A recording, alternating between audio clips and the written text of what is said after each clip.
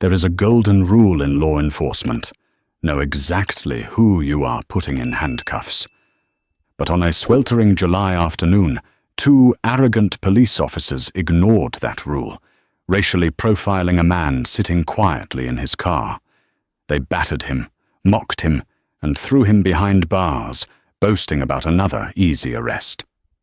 What they didn't know, the man in the cell was a senior FBI special agent, and in exactly 3 hours, their entire world would brutally collapse.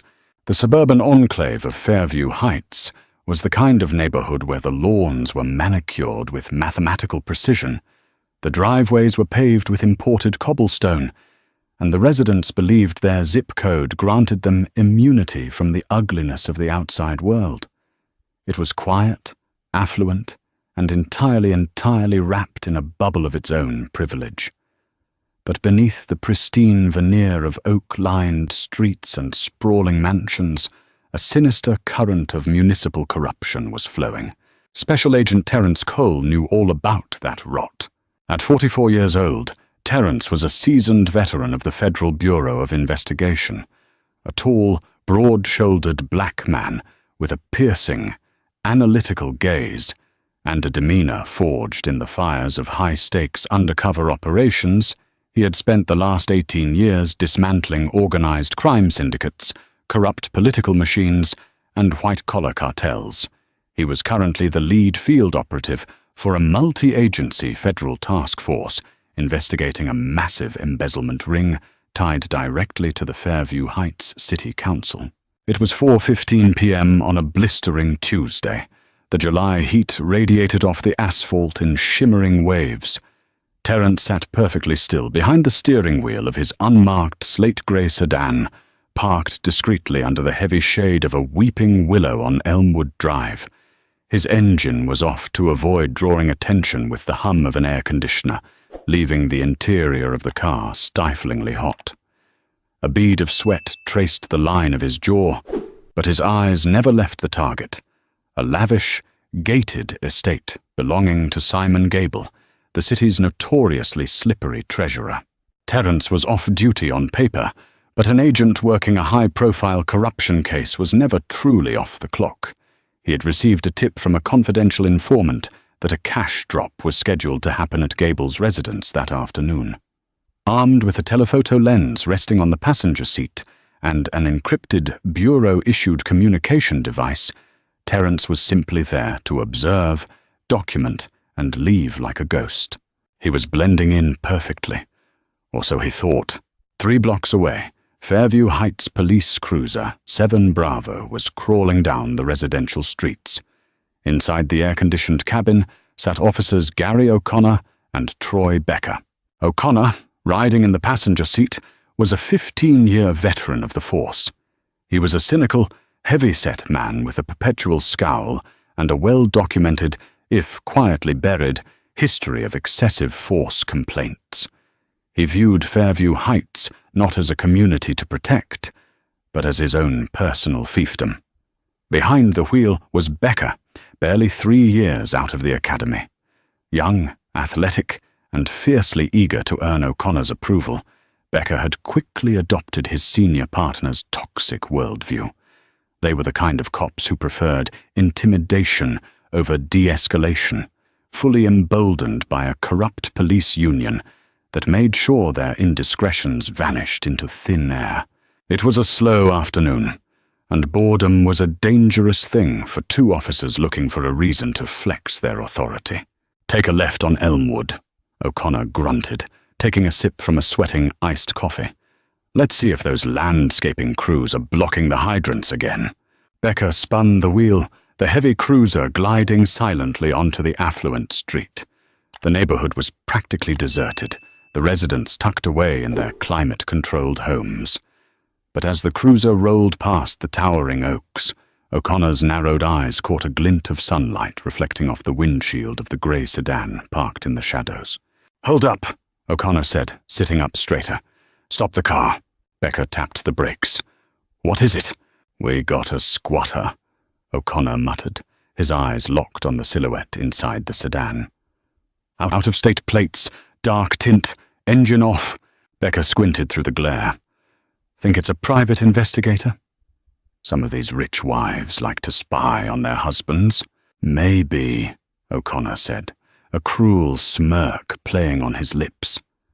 Or maybe it's someone casing the neighborhood for a B&T. Let's go see if he belongs here. O'Connor's definition of belonging was notoriously narrow. The unspoken rule in Fairview Heights, enforced strictly by officers like him, was that anyone who didn't fit a specific, wealthy, and overwhelmingly white demographic was automatically deemed suspicious. Seeing a black man parked silently in a nondescript vehicle in one of the most expensive zip codes in the county triggered all of O'Connor's worst prejudices.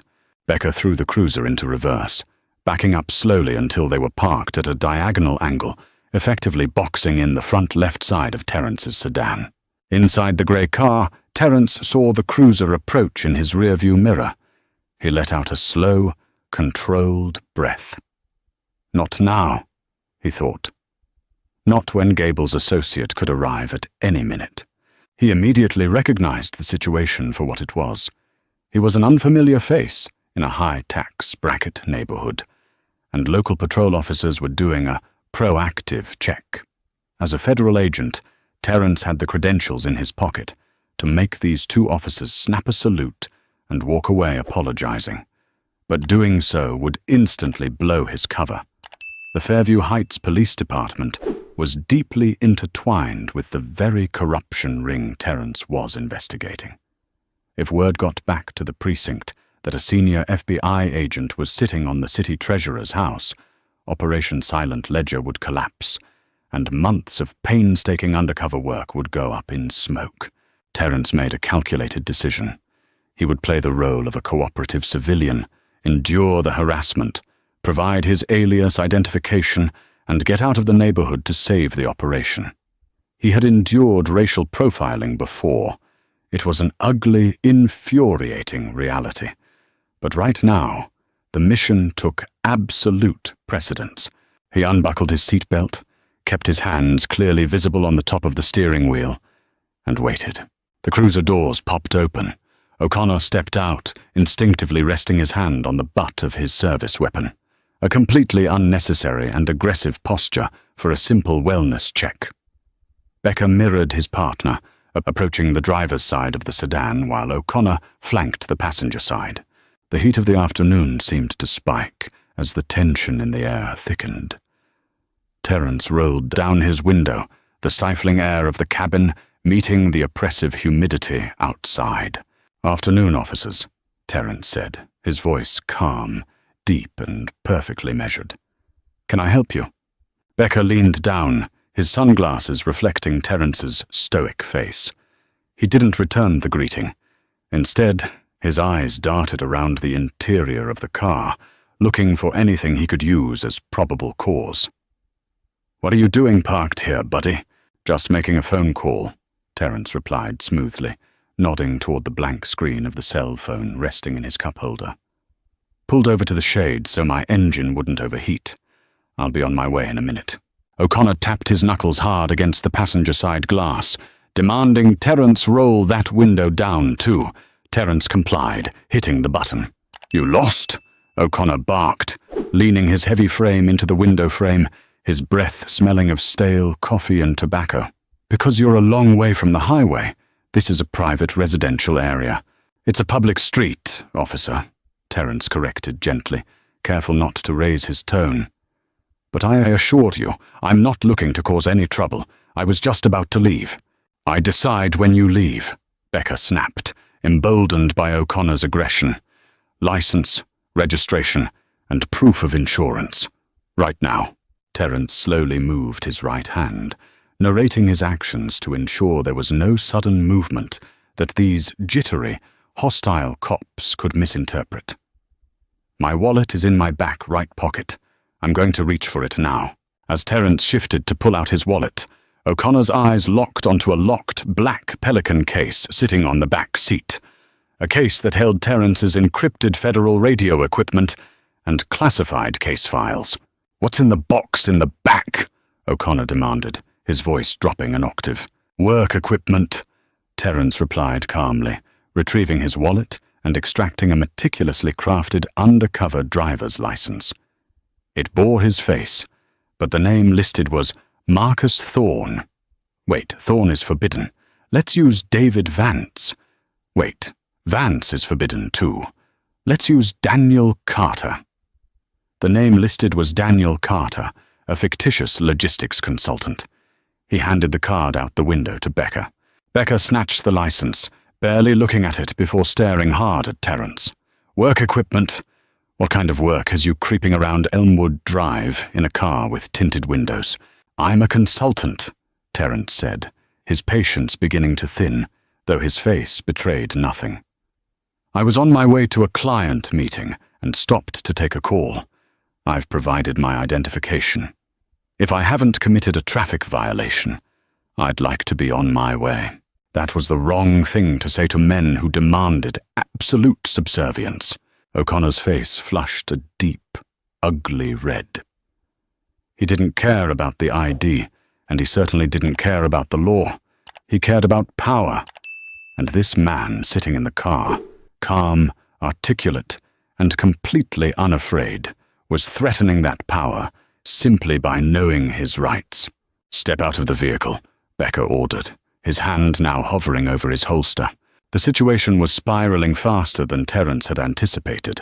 The trap was springing, and Terence Cole, a man who hunted cartels for a living, was about to be caught in the petty, dangerous web of two arrogant local cops. Terence kept his hands locked on the steering wheel. He knew the law backward and forward. Under Pennsylvania versus Mims, police officers have the authority to order a driver out of a vehicle during a lawful traffic stop. But this wasn't a lawful traffic stop. There was no infraction, no reasonable suspicion of a crime, and no probable cause. It was a fishing expedition fueled by bigotry and unchecked ego. "Officer," Terence said, his voice dropping into a tone of quiet authority, "I haven't broken any laws. I am simply sitting in my legally parked vehicle. I respectfully decline to step out unless I am under arrest." For a split second, silence hung heavy over the sweltering street. Then, the fragile ego of Officer Troy Becker shattered. "I said, get out of the damn car!"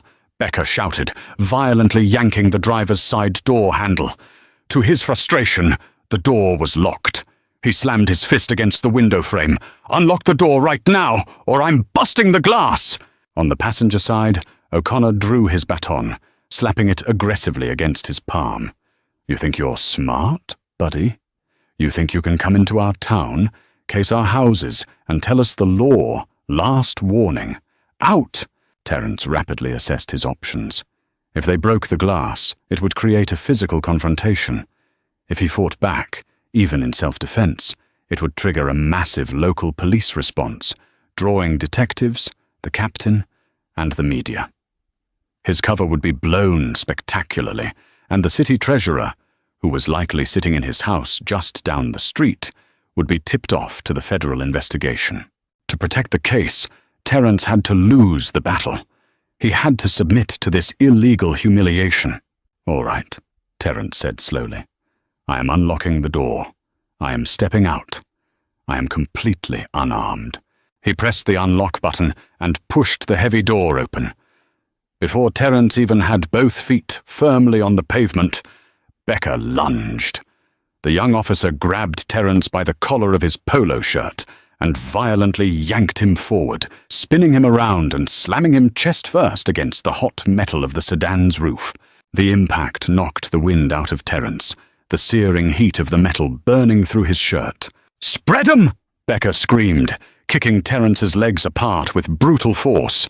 "There's no need for this level of force," Terence said, forcing his voice to remain steady, despite the adrenaline spiking in his veins. He catalogued everything. "Officer Becker, badge number 742. Officer O'Connor, badge number 390. He was filing away every detail for the reckoning that was inevitably coming. O'Connor rounded the back of the car, moving in close. He grabbed Terence's right arm, wrenching it up painfully high behind his back. It was a pain compliance technique designed to tear the rotator cuff, completely unjustified for a suspect who wasn't resisting. Terence gritted his teeth, suppressing a groan, relying on years of tactical physical training to absorb the agony without fighting back. "Stop resisting!" O'Connor yelled, a blatant theatrical lie meant for the dashcam recording from their cruiser. "I am not resisting," Terence stated clearly and loudly. "I am complying with all physical directives." Becker began a hyper-aggressive pat-down. He jammed his hands into Terence's pockets, pulling out the keys to the sedan, a pack of gum, and Terence's secondary wallet, the one containing his alias ID and a few credit cards. What the officers didn't find was the small, matte black, encrypted federal smartphone tucked into a concealed ankle holster beneath Terence's slacks. Nor did they find his actual FBI badge, which was currently locked inside the Pelican case in the back seat. "What's in the case in the back?" O'Connor hissed in Terence's ear. "You got weapons in there? Drugs?" "It is locked property," Terence replied. "I do not consent to a search of my vehicle. You do not have probable cause." O'Connor laughed, a harsh, ugly sound. "Listen to the lawyer. Becker, run this guy's name. Let's see what warrants he's hiding." Becker snatched the fake ID and marched back to the cruiser. O'Connor kept Terence pinned against the hood, pressing his full body weight into Terence's spine. The minutes ticked by in the blistering heat. Terence's shoulders ached, and sweat poured down his face, pooling on the hood of his car. Inside the cruiser, Becker ran the name Daniel Carter through the local database. Because it was a high-tier FBI alias, the system returned a green screen. Valid license, no warrants, no criminal history. It was a ghost profile, perfectly clean. Becker returned to the sedan, looking annoyed. "He's clean. Address out of Chicago." O'Connor scowled. He didn't want the man to be clean. He wanted a reason to lock him up, a reason to justify the violent escalation. When an abusive cop finds out they are wrong, they rarely apologize. They double down. "He's clean on paper," O'Connor said, yanking Terence's arm higher, causing a sharp spike of pain to shoot up to Terence's neck. "But he's refusing a lawful order, resisting arrest, and I smell marijuana coming from the vehicle." It was a blatant, outrageous lie. Terence had never touched drugs in his life. The smell of marijuana was the oldest, dirtiest trick in the corrupt cops' playbook, an instant, unprovable fabrication used to manufacture probable cause for an illegal search. "You are falsifying evidence," Terence said coldly, his patience finally snapping into a hardened, icy resolve. "There are no narcotics in this vehicle. I suggest you think very carefully about your next move, officers." "Are you threatening me, boy?" O'Connor snarled, losing whatever thin grip he had on his professionalism. Before Terence could respond, Becker pulled out his heavy steel handcuffs. He grabbed Terence's left wrist, yanking it back to meet the right, and ratcheted the steel cuffs down tight, dangerously tight. The metal bit viciously into Terence's skin, pinching the nerves. "Daniel Carter," Becker sneered, reading the alias name. "You're under arrest for obstruction of justice, resisting a police officer, and suspicion of narcotics possession." They patted him down one last time, completely missing the ankle holster again, due to their sheer incompetence and rush to assert dominance. They dragged Terence away from the sedan and practically threw him into the cramped, plastic-lined back seat of their cruiser. As the heavy door slammed shut, locking Terence inside a sweltering cage, he watched through the window as O'Connor illegally popped the trunk of his sedan and began tearing through his personal belongings. They couldn't open the Pelican case. It required a biometric thumbprint and a 12-digit code, so O'Connor simply gave up, throwing his hands in the air in frustration. A few moments later, both officers climbed into the front of the cruiser. The air conditioning blasted, but no cool air reached the caged back seat. "Should we tow his car?" Becker asked, adjusting the rearview mirror to glare at their prisoner. "Nah, leave it," O'Connor laughed, putting the cruiser in drive. "Let the neighborhood watch freak out over it. We got what we wanted. Another piece of garbage off our streets." As the cruiser accelerated away from Elmwood Drive, leaving the undercover vehicle behind, Terence sat in the stifling back seat, the tight handcuffs drawing blood from his wrists. He leaned his head back against the hard plastic divider, staring at the back of O'Connor's head.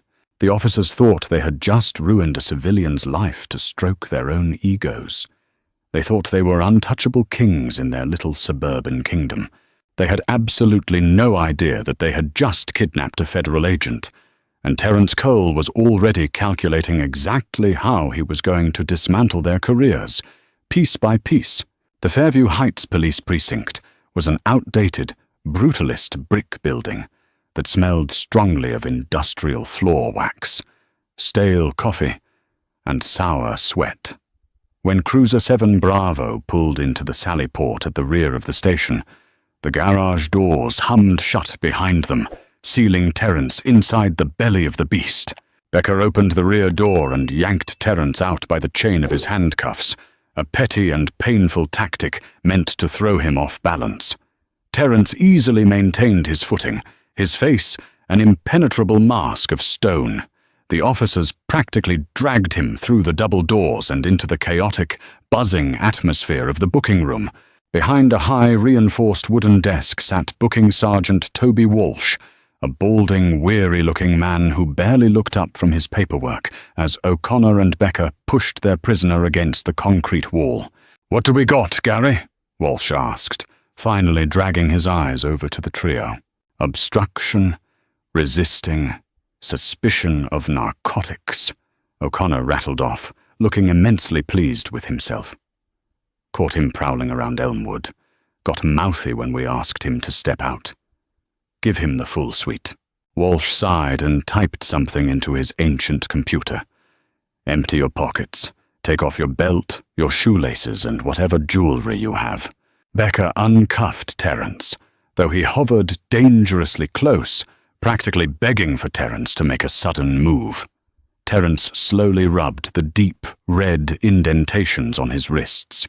He reached into his pockets and placed his alias wallet on the counter, followed by a handful of loose change. He then unbuckled his leather belt and slid it out of the loops, placing it neatly next to the wallet. "Take your shoes off," Becker barked. Terence knelt down. This was the critical moment. As he untied his heavy leather Oxfords, his fingers brushed against the concealed fabric of his ankle holster. With the sleight of hand perfected through years of undercover work, he slipped the matte black encrypted FBI smartphone from the holster and slid it seamlessly into the heel of his shoe just before pulling his foot out. He handed the shoes to Becker, who mindlessly tossed them into a plastic property bin without checking the insoles. They had missed his only lifeline. "Step over to the wall for a photo," Walsh instructed. Terence complied, staring dead-eyed into the camera as the blinding flash illuminated the room. He was fingerprinted, digitally scanned, which was the moment the Fairview Heights Police Department made its first fatal, irreversible error. Terence's fingerprints were flagged in the federal AFIS database under a restricted clearance code.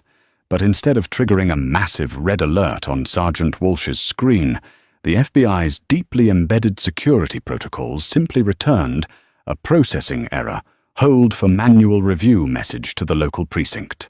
Walsh, being lazy and overworked, just cleared the error and pushed the booking through locally. "Lock him in cell 4, Walsh grunted, handing Becker a key. "I have the right to a phone call," Terence stated calmly, breaking his silence. "I need to contact my attorney." O'Connor leaned over the booking desk, a wide, predatory grin spreading across his face. "You'll get your call when we feel like giving it to you, Carter. Right now, you're going to sit in a cage and think about how you talk to police officers in this town."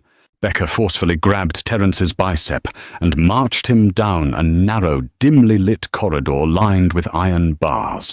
The holding area was damp and reeked of urine.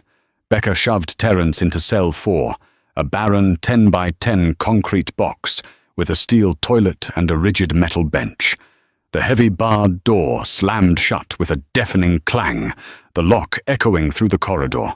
"Get comfortable," Becker sneered through the bars. "You're going to be here all weekend." Terence stood in the center of the cell, listening to the young officer's footsteps fade away down the hall. Once he was entirely alone, the stoic mask finally cracked, replaced by a terrifying cold fury. He didn't panic. He didn't yell. Instead, he walked over to the metal bench, sat down, and closed his eyes. The clock was ticking. 40 miles away, in the towering glass and steel fortress of the FBI Chicago field office, the atmosphere was entirely different. It was a high-tech nerve center of analysts, monitors, and silent, focused energy. Supervisory Special Agent Nathan Pierce sat at a command station in the bullpen, a massive room lined with secure screens monitoring ongoing field operations.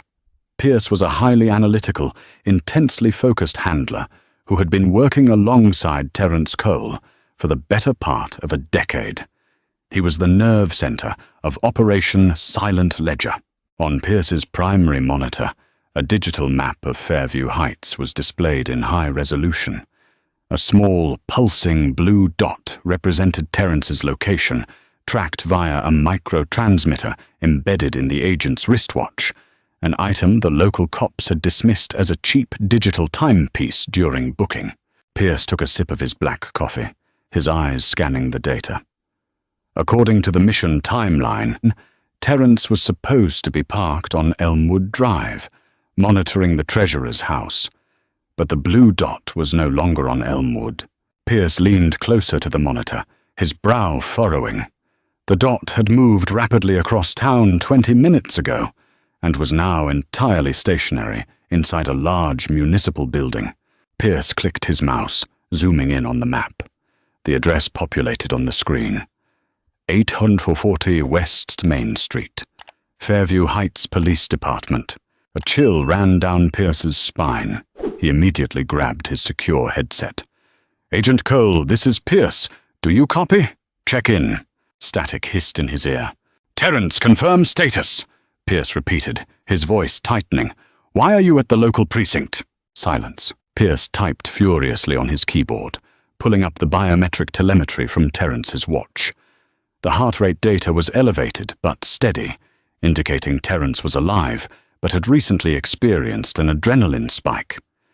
The GPS coordinates showed him located not in the lobby or the detective's bullpen, but deep in the rear of the building, in the holding cells.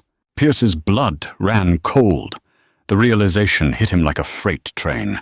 The corrupt local cops had arrested his lead undercover agent. He didn't waste a single second. Pierce shot out of his chair, bypassing protocol, and sprinted down the hallway toward the glass-enclosed office of Patricia Higgins, the special agent in charge, SAC, of the Chicago Division. Higgins was a formidable woman, sharp as a razor and utterly uncompromising. She was on a conference call with the Department of Justice when Pierce burst through her door without knocking. "Ma'am, we have a critical situation," Pierce said, his voice echoing in the quiet office. Higgins held up a finger to the phone, muting the line. "This better be a matter of national security, Nathan." "It's Cole," Pierce said breathlessly. He was on the Elmwood stakeout. His tracker just pinged stationary inside the holding cells at the Fairview Heights Police Department. "He's gone dark. I think the local patrol officers scooped him up." Higgins's eyes widened, the sheer gravity of the situation instantly registering. If Terence was in custody, his cover was in extreme jeopardy. More importantly, if the corrupt cops in that department found out who he really was before the FBI could extract him, they might try to make him disappear to protect their municipal empire. "Are you telling me?" Higgins said, her voice dropping to a dangerously quiet whisper. That a couple of beat cops just kidnapped a senior federal agent conducting a classified federal investigation? Yes, ma'am, they booked him. Higgins slammed the phone down, completely hanging up on the DOJ. She stood up, her jaw set in stone. The time for playing nice with the local jurisdiction was over. "Get the tactical extraction team ready," Higgins ordered, her eyes flashing with a terrifying bureaucratic wrath. "I want a 20-man heavily armed breach unit on standby in 10 minutes. Get the warrants drawn up to seize their entire station. They want to play cartel. We are going to show them what a federal hammer looks like." Back in cell 4, Terence sat perfectly still on the metal bench. He looked at his watch. It had been exactly 45 minutes since they put him in the cage. He smiled softly in the dark. 2 hours and 15 minutes left, he thought. Enjoy your badges while you still have them, boys. The air inside the Fairview Heights precinct break room was thick with the smell of burnt coffee and cheap microwave food. Officer Gary O'Connor leaned back in a dilapidated plastic chair, his heavy boots resting comfortably on the table. He took a massive bite out of a stale donut, thoroughly enjoying the quiet hum of a slow Tuesday afternoon. Across the table, Officer Troy Becker was mindlessly scrolling through his phone, still coasting on the adrenaline high of their recent arrest. "Did you see the look on his face when I slammed him against the hood?" Becker chuckled, not looking up from his screen. Guy thought he was untouchable just because he was wearing a nice polo shirt. "I bet he's crying in cell 4 right now," O'Connor snorted. "They always think they can talk their way out of it. I know my rights." Yeah, well, your rights don't mean a damn thing when you're in my town." Before Becker could respond, the break room door swung open with a violent crack. Standing in the doorway was Captain Donovan Brooks, a man in his late 50s with slicked-back grey hair and a sharply tailored suit that cost more than a rookie's monthly salary. Brooks was the architect of the precinct's corruption. He worked directly with Simon Gable, the city treasurer, ensuring that the local police force functioned as a private security detail for the council's embezzlement operations. Brooks was a man who thrived on control, but right now his face was pale, and a vein pulsed angrily at his temple. "O'Connor." "Becker," Brooks snapped, his voice trembling with a tightly coiled panic. "What exactly did you two idiots drag in from Elmwood Drive?" O'Connor's boots dropped to the linoleum floor. He sat up, wiping powdered sugar from his chin, bewildered by his captain's furious tone. "Just a squatter, boss. Dark-tinted sedan, out-of-state plates. Gave us attitude, refused a lawful order, so we booked him for obstruction and suspicion of narcotics. Standard sweep." "Standard sweep?" Brooks marched into the room, slamming the door behind him. "Simon Gable just called me on my encrypted line. He was expecting a very important, very discreet delivery at his house at 4:30. The drop never happened because his contact got spooked by a grey sedan parked a block away.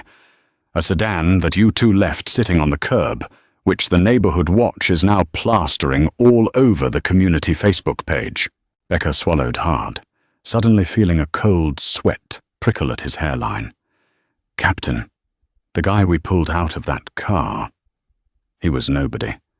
Name's Daniel Carter, some logistics consultant from Chicago. His ID was clean." "That's exactly what bothers me, you absolute fool," Brooks hissed, leaning over the table. "I just looked at his file. It's too clean. There's no credit history tied to that address. There are no traffic tickets. The profile is a ghost. It looks exactly like a fabricated alias." Brooks turned on his heel. "Follow me, now." The 3 men hurried down the hallway toward the booking desk. Sergeant Toby Walsh looked up, startled, as the captain stormed behind the counter. "Where is his property bin?" Brooks demanded. Walsh pointed a trembling finger toward a stack of clear plastic containers. "Bin 22, Captain." Brooks grabbed the bin and dumped its contents onto the desk. Terence's leather Oxfords, his belt, some loose change, and his wallet spilled out. Brooks bypassed the wallet entirely and grabbed the watch that Walsh had logged as a cheap digital timepiece. Brooks turned it over in his hands. It was heavy, wrapped in a matte, impact-resistant casing. He tapped the glass face. It didn't light up with the time. Instead, a tiny, glowing red biometric scanner appeared at the bottom edge. "This isn't a watch," Brooks whispered, the blood completely draining from his face. "This is a closed network, military-grade telemetry tracker." O'Connor stepped forward, frowning. "Captain, you're overreacting." He had a locked plastic case in the back seat of his car. "It's probably just tech equipment for his consulting job. We tried to open it, but—" "You left a locked case in a suspect's vehicle on Elmwood," Brooks shouted, completely losing his composure. "Are you out of your minds? Get a tow truck out there immediately. Bring that car into the Sallyport right now and get Elliot down here. If this guy is private security, or worse, state police investigating the council, I need to know what's in that box." 30 agonizing minutes later, Terrence's grey sedan was hauled into the precinct's secure underground garage. Elliot, the department's deeply unethical IT and forensics technician, was already waiting. He was a skinny, nervous man who specialized in wiping hard drives for the captain. But as he leaned into the back seat of the sedan and examined the black Pelican case, he froze. "Well?" Brooks demanded, pacing the concrete floor. "Pop the lock. Let's see what this guy is hiding." Elliot backed away from the vehicle, shaking his head. "Captain, I can't touch that." "What do you mean you can't touch it?" "Break the hinges if you have to." "You don't understand," Elliot stammered, pointing a shaky finger at a tiny, embossed insignia near the biometric thumb pad. It was a crest almost entirely blended into the black plastic, invisible to the untrained eye. "That is a Class 4 Department of Justice biometric lock. It has a localized EMP failsafe. If I try to force it, it will fry whatever hard drives are inside and immediately broadcast a distress beacon to a federal satellite." Silence fell over the garage. It was a heavy, suffocating silence. Becker looked at O'Connor, his youthful arrogance evaporating into sheer, unadulterated terror. O'Connor just stared at the case, his mouth slightly open, unable to process the magnitude of the mistake he had just made. "A DOJ lock," Brooks repeated, his voice barely a whisper. He looked at the two patrolmen, his eyes wide with a horrific realization. "You didn't arrest a private investigator. You didn't arrest a squatter." Brooks grabbed O'Connor by the collar of his uniform, slamming the heavier man against the side of the tow truck. "You just kidnapped a federal agent," Brooks screamed, spittle flying from his lips. "You booked a federal agent under a fake name, threw him in a cage, and brought his surveillance vehicle into our precinct. You've killed us all." While panic consumed the Fairview Heights precinct, a storm of unprecedented scale was brewing on the interstate. Supervisory Special Agent Nathan Pierce sat in the passenger seat of an unmarked, jet-black Chevrolet Tahoe, hurtling down I-94 at 90 miles an hour. The sirens were off, but the emergency strobes embedded in the grille and windshield sliced aggressively through the late afternoon traffic, forcing cars to scatter onto the shoulder. Behind them, a convoy of absolute destruction followed. 5 identical Tahoes flanked a massive, armored Lenco Bearcat tactical vehicle. Inside were 20 operators from the FBI's Elite Hostage Rescue Team, HRT, fully kitted in heavy Kevlar, ballistic helmets, and carrying suppressed automatic rifles. This was no longer a white-collar investigation.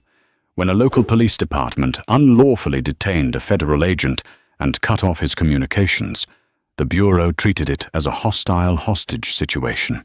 Special Agent in charge, Patricia Higgins, sat in the back seat of the lead Tahoe, a secure tablet glowing in her lap. Her expression was lethal. "Talk to me, Pierce," Higgins ordered, her eyes scanning the incoming data streams from the task force. Telemetry shows Agent Cole is still stationary in the holding area, Pierce replied, checking the tracking software. Heart rate is 65 beats per minute. He's perfectly calm. He's waiting for us. What about the local precinct's communications? Cyber Division just hijacked their dispatch, Pierce said, typing a rapid command into his laptop. We have effectively geo-fenced the Fairview Heights Police Department. Their external phone lines are dead. Their internet is rerouted to a bureau server, and their radio frequencies are jammed. They are entirely cut off from the outside world. If they try to call their corrupt friends at City Hall, they'll get dead air. Good, Higgins said coldly. They wanted to play by their own rules. Let's see how they like ours. ETA, 3 minutes to target. Back inside the Fairview Heights precinct, the atmosphere had descended into pure chaos. Captain Brooks sprinted up the stairs from the sally port, his heart hammering against his ribs. He burst into the booking room, startling Sergeant Walsh. "Delete the booking," Brooks bellowed. "Get into the database and erase Daniel Carter's file right now. Wipe the server." Walsh stared at him in confusion. "Captain, I can't do that. Once it hits the county cloud, it's—" "I don't care! Cut the hard line!" Brooks yelled, running his hands frantically through his hair. He turned to O'Connor and Becker, who had followed him up the stairs, looking like dead men walking. "Go down to cell 4, uncuff him, give him his things, apologize, tell him it was a clerical error, and escort him out the back door. If we let him go right now, maybe we can claim it was a misunderstanding before his handlers show up." But Brooks knew he couldn't trust these two incompetent thugs to handle a highly trained federal operative. He shoved them aside. "Never mind, stay out of sight. I will handle him myself." Brooks straightened his tie, wiped the sweat from his forehead, and forced his breathing to slow. He had to play this perfectly. He walked down the dimly lit corridor toward the holding cells, his footsteps echoing ominously against the concrete walls. When he reached cell 4, he stopped. Terence Cole was sitting on the metal bench, his posture perfectly straight, his eyes fixed on the heavy iron bars. Even in the gloom, without his shoes, his belt, or his credentials, the man radiated an aura of terrifying authority. He didn't look like a prisoner. He looked like a predator waiting for the cage to open. "Mr. Carter," Brooks said, forcing a polite, apologetic smile. He pulled the heavy ring of keys from his belt and inserted one into the lock. The door swung open with a screech. "There has been a terrible misunderstanding. My officers acted entirely out of line. You are free to go." Terence didn't move. He didn't stand up. He simply looked at Brooks, his expression unreadable. "Captain Donovan Brooks," Terence said, his voice a low, echoing rumble in the cell block. "You're wearing a Brioni suit. Retails for about $5,000. Impressive on a municipal police captain's salary of $85 grand a year. I imagine Simon Gable's embezzlement payouts help cover the tailoring." Brooks froze.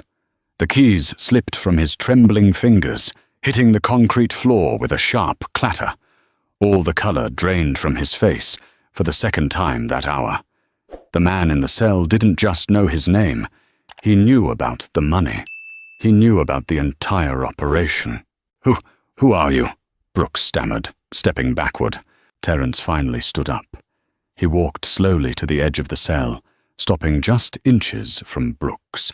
"I am Special Agent Terence Cole of the Federal Bureau of Investigation," Terence said softly, the words landing like physical blows on the corrupt captain.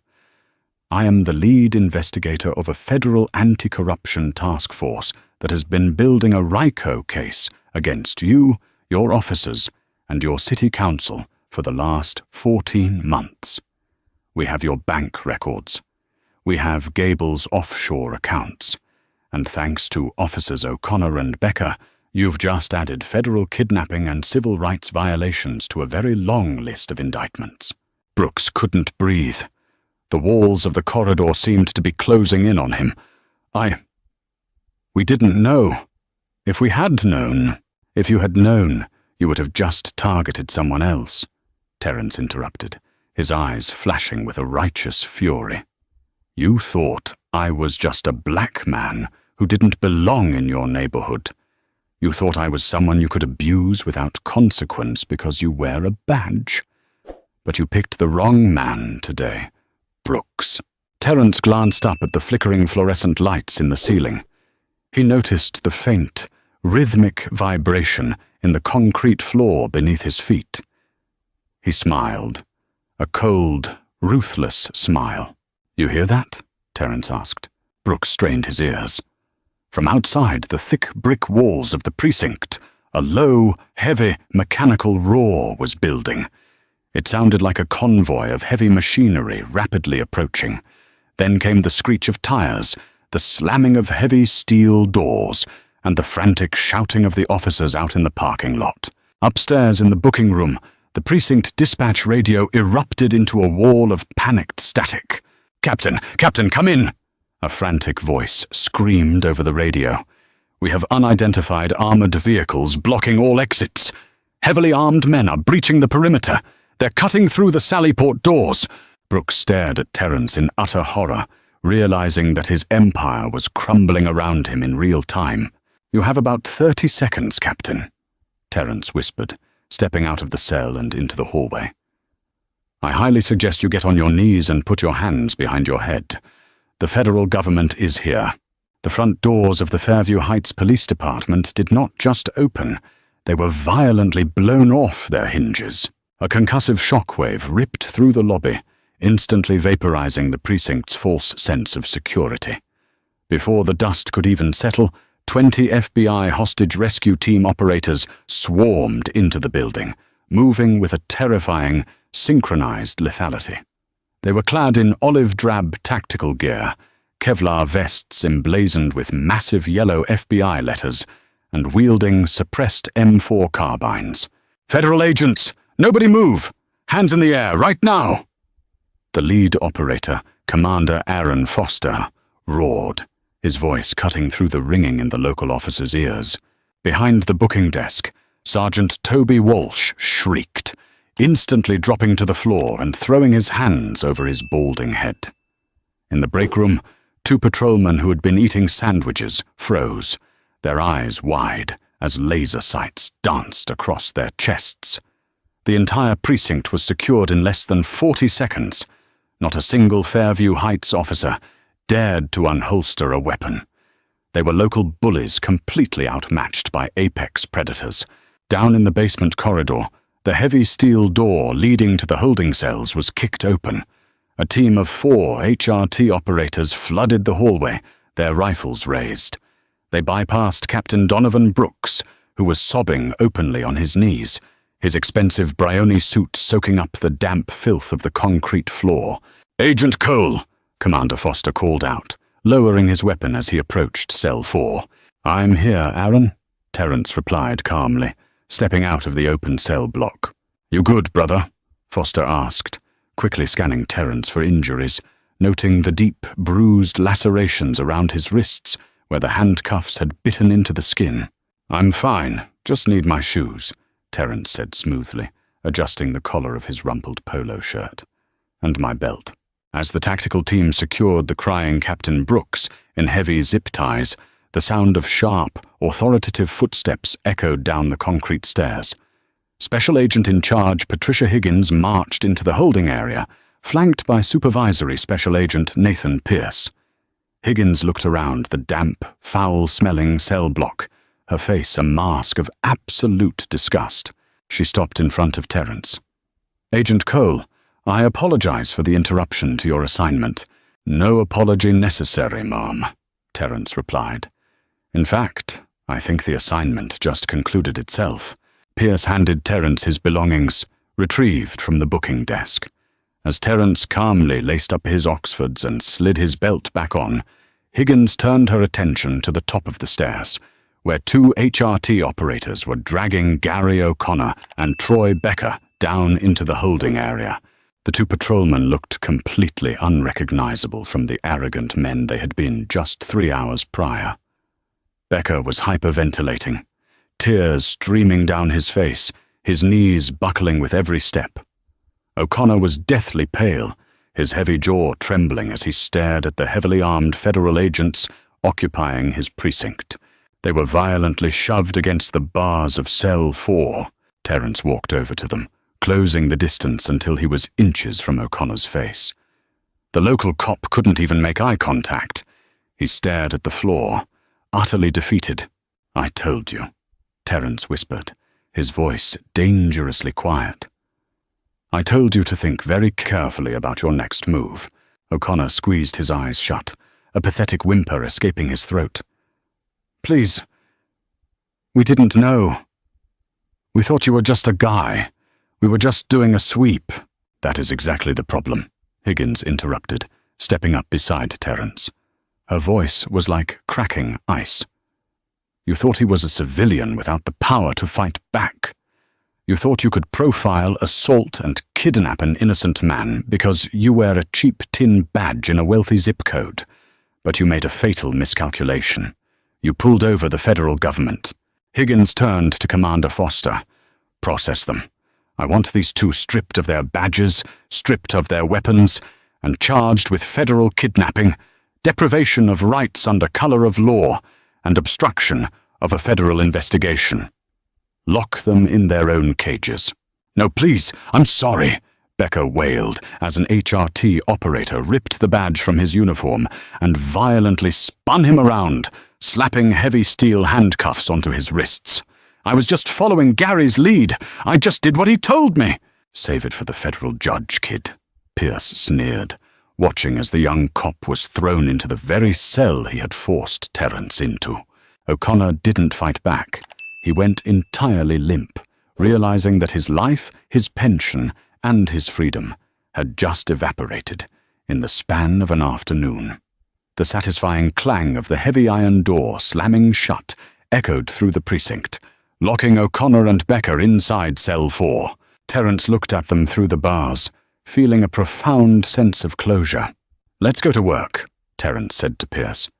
"Gable is still at his house, waiting for that money. And we have the precinct's server room fully secured." The fall of Fairview Heights was not a gradual decline. It was a devastating, synchronized federal decimation. While Terence, Higgins, and the HRT team were taking down the police precinct, a secondary FBI raid team breached the gates of Simon Gable's sprawling estate. The corrupt city treasurer was caught red-handed in his home office, frantically trying to shred bank statements and wire transfer receipts after he failed to reach Captain Brooks on the encrypted line. Gable was dragged out of his mansion in handcuffs, his neighbors watching in stunned, horrified silence from their perfectly manicured lawns. Back at the precinct, the FBI utilized the local police department's own computers against them. By cracking the department's internal servers, Pierce and his cyber team uncovered a decade of digital evidence. They found the ledgers, the blackmail files, and the communication logs between Captain Brooks and the city council. The precinct had been running a localized protection racket, funneling millions of dollars in embezzled taxpayer funds through shell companies, while using aggressive, racially biased policing to keep outsiders away from their affluent neighborhoods. By midnight, the FBI had formally indicted the mayor of Fairview Heights, 3 city council members, Treasurer Simon Gable, Captain Donovan Brooks, and 6 additional police officers. The media fallout was absolute. Local news stations ran continuous coverage of the FBI Bearcat parked outside the Fairview Heights precinct. The story of 2 racist, corrupt cops unknowingly kidnapping an undercover FBI agent became a national sensation.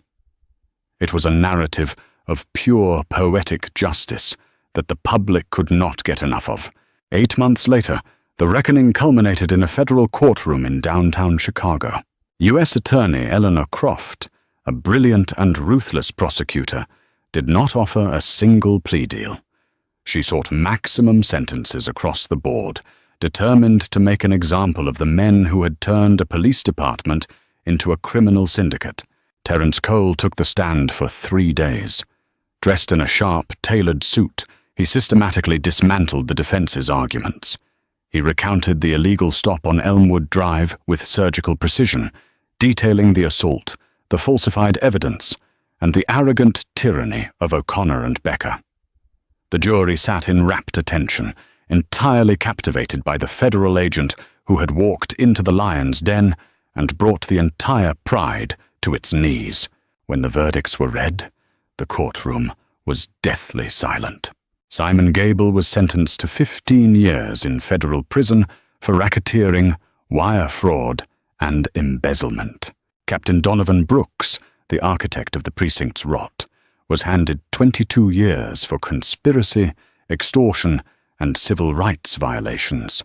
Troy Becker, the young, eager rookie who thought brutality was a shortcut to respect, broke down in hysterical sobs as the judge sentenced him to 8 years in a federal penitentiary. And Gary O'Connor, the cynical, hateful veteran who believed he owned the streets of Fairview Heights, received a brutal sentence of 12 years. As the marshals moved in to escort him away, O'Connor looked back at the gallery. His eyes locked with Terence Cole's. Terence didn't smile. He didn't gloat.